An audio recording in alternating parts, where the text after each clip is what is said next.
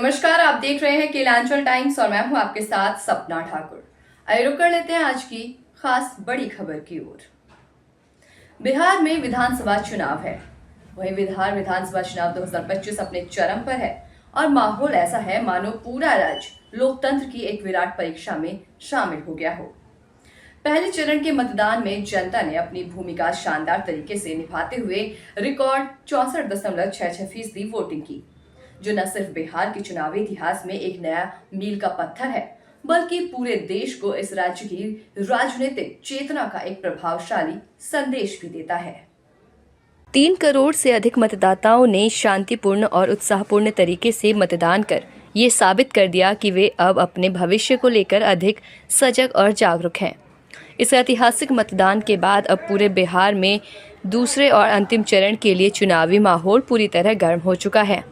सीमांचल, मगध, शाहाबाद और चंपारण के मैदानों में इन दिनों नेताओं की आवाज़, जनता की भीड़, रोड शो की हलचल और भाषाओं और सभाओं में नारे एक अलग ही तस्वीर बना रहे हैं। एनडीए अपनी उपलब्धियों, विकास की योजनाओं और स्थिरता की राजनीति को आगे रखकर वोट मांग रहे हैं, जबकि महागठबंधन बेरोजगारी, महंगाई, किसानों की परेशानियों और व्यवस्था की कथित नाकामियों को जनता के सामने रखकर राजनीतिक हवा को अपने पक्ष में मोड़ने का प्रयास कर रहा है। आज प्रधानमंत्री नरेंद्र मोदी औरंगाबाद और भभुआ की धरती पर बड़ी जनसभाएं करने वाले हैं, जहां वर्षों बाद उनका आगमन होना राजनीतिक महत्व रखता है। पूरा शहर इस कार्यक्रम को लेकर सजा हुआ है।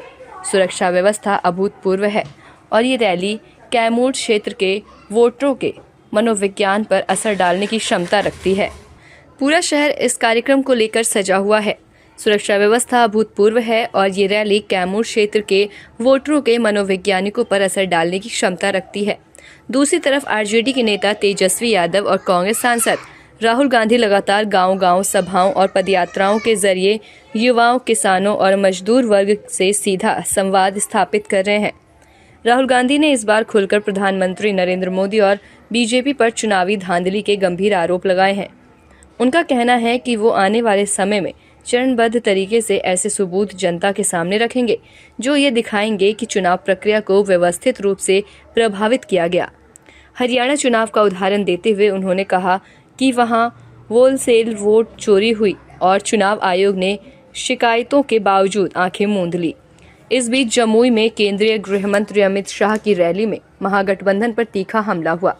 शाह ने जनता से पूछा कि क्या वे फिर से बिहार में जंगल राज देखना चाहेंगे। उन्होंने दावा किया कि पहले चरण की वोटिंग ये बता रही है कि जनता एनडीए की ओर झुक चुकी है और दूसरे चरण में भी ऐसा ही होगा, अगर लोग कमल और तीर के निशान पर भरोसा बनाए रखते हैं।